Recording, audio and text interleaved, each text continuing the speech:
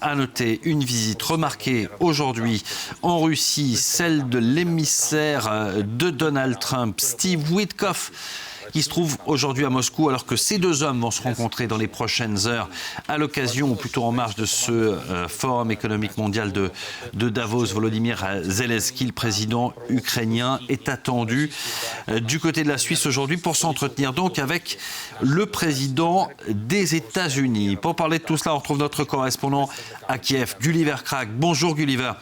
Qu'attend-on côté ukrainien de ce nouveau ballet diplomatique ?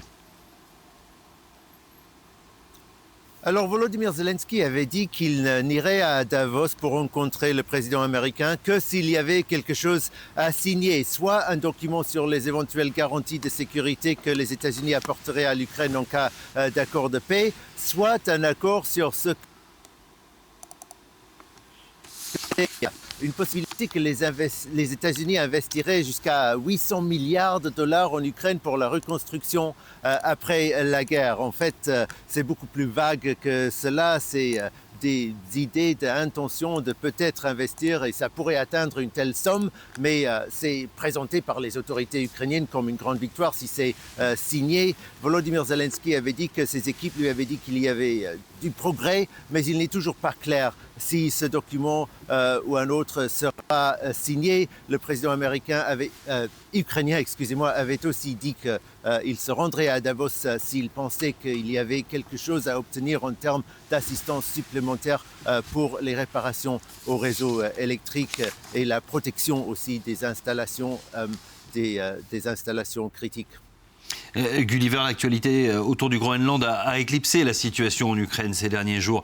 Pourtant, les frappes russes sont quotidiennes. Quelle est la situation à Kiev actuellement ?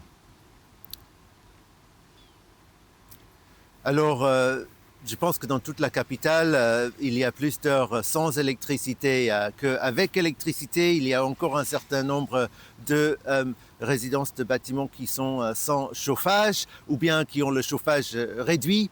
Les températures augmentent un petit peu. Là, il fait -6, donc il fait plus doux qu'avant. Et les prévisions du météo se sont révisées à la faveur, si vous voulez, de l'Ukraine, ce qui fait dire à certains que le général froid est en retrait et qu'il faut seulement tenir encore quelques jours et cela ira mieux. Mais bien sûr, cela reste extrêmement difficile. Pas de frappe la nuit dernière sur Kiev, pas de frappe la nuit d'avant non plus, mais cela ne veut pas dire que les Russes ont abandonné leur idée d'encore endommager le système électrique en Ukraine.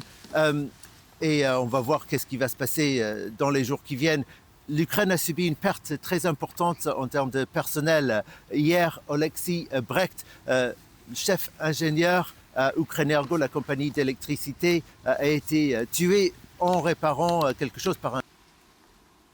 Volodymyr Kutritsky, ex-directeur de cette compagnie, le compare à Vladimir Usyk en disant il est à l'ingénierie électrique ce que Usyk est à la boxe. C'était vraiment un héros qui avait trouvé des solutions absolument ingénieuses pour réparer les installations rapidement. Et on va voir si cela va avoir un impact à l'avenir sur la capacité à l'Ukraine à procéder à ces réparations qui impressionnent tout le pays.